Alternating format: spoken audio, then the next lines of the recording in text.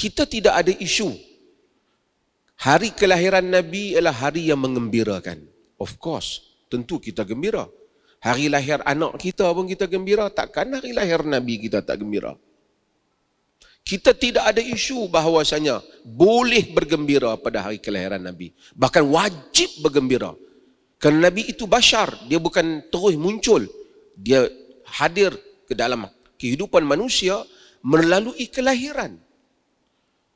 Kita bergembira, bersyukur di atas kelahiran itu. Cumanya kita berbeza bagaimana cara untuk bersyukur di atas kehadiran itu. Macam mana nak bersyukur kehadiran itu? Maka Nabi SAW ajar kita bagaimana mencintai baginda. Dalam konteks negeri Perlis, kita tak pernah orang kata Perlis haramkan maulid. Dia boleh cari ceramah saya yang tahun lepas ke, 8 tahun lepas ke, ataupun ceramah Dr. Ruzaimi ke yang mengharamkan hal ini. Tak ada siapa mengharamkan. Tapi kita mempunyai pendekatan kita sendiri. The whole month of Rabiul Awal, kita jadikan bulan bukan saja mengingati kelahiran Nabi, juga kewafatan Nabi SAW. Kenapa? Kerana ia sangat penting. Pada hari Abu Bakar wafat, sebesar-besar musibah yang menimpa umat ini ialah wafatnya Nabi SAW.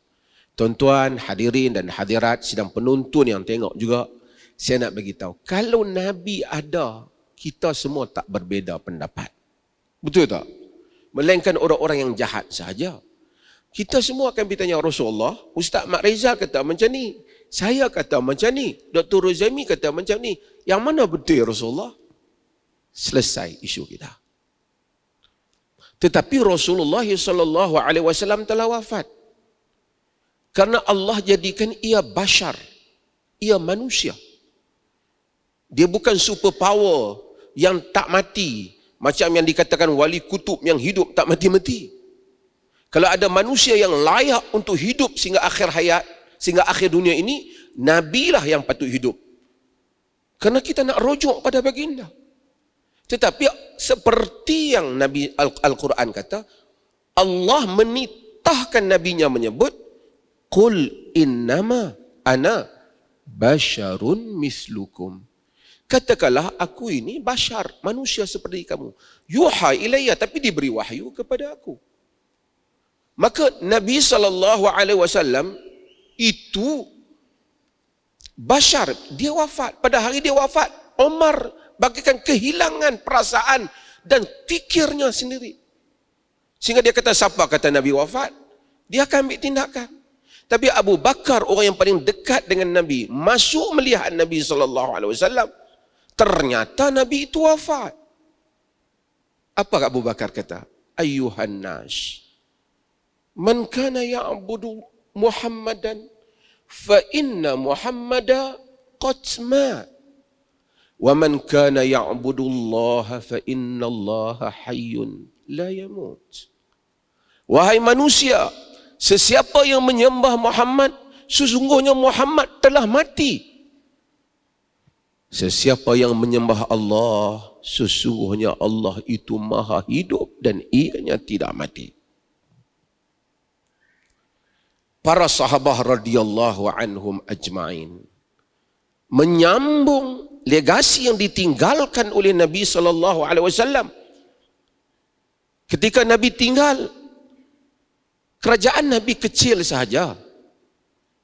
Lebih kecil daripada negeri Perlis ini, negara Madinah. Tetapi pada zaman Umar bin Khattab, Islam telah menjatuhkan Rum dan Parsi. Ketika para sahabat masih wujud, yang Nabi sebut amanatun fis sama, mereka adalah merupakan pemegang amanah kepada agama ini. Para tabi'in tanya Abu Bakar, tanya Umar, tanya Uthman, tanya Ali. Pun begitu para sahabat berbeza pendapat dalam sebagian hal, tetapi dalam usul agama ada tempat rujuk. Tapi apabila mereka ni semua tak ada, generasi datang generasi, manusia mula memperkatakan apa yang Nabi tak katakan disandarkan kepada Nabi. Sebab kalau sandar pada kita tak ada harga. Nak bagi orang sokong, nak jual barang, ayak ni minum sihat, tak jadi. Buah ni makan sihat, tak jadi. Kena habaq. Nabi kata, siapa makan masuk syurga. Orang membeli. Dan Nabi SAW ingatkan kita daripada awal dulu. Tadi Ustaz Husin baca sebagian hadis Nabi. Dan saya selalu ingatkan apa yang Nabi kata. Dalam hadis yang diriwayatkan oleh Imam Muslim. Sayakunu fi akhir zaman dajjaluna kadzabun ya'tuna minal ahadithi ma lam tasma'u antum wala aba'ukum fa iyyakum wa iyyahum la yudillunakum wala yaftinunakum. La tu bukanlah nahi. La tu Nabi kata la nafi. Maksudnya Nabi kata mereka tidak akan menyesal. Okey. Tapi maksudnya nahi, larangan. Apa Nabi kata? Nabi SAW kata akan datang pada akhir zaman dajjalun, dajjal, kadzabun, pendusta. Sebab tu ulama hadis, tu orang hadis dia tadi nuklear ni kata kan.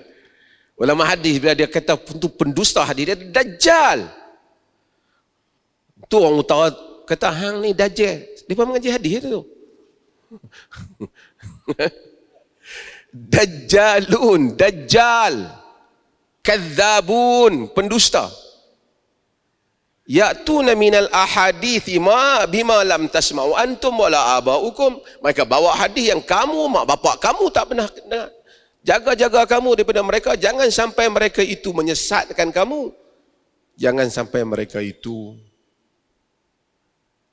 memfitnah kamu. Okey.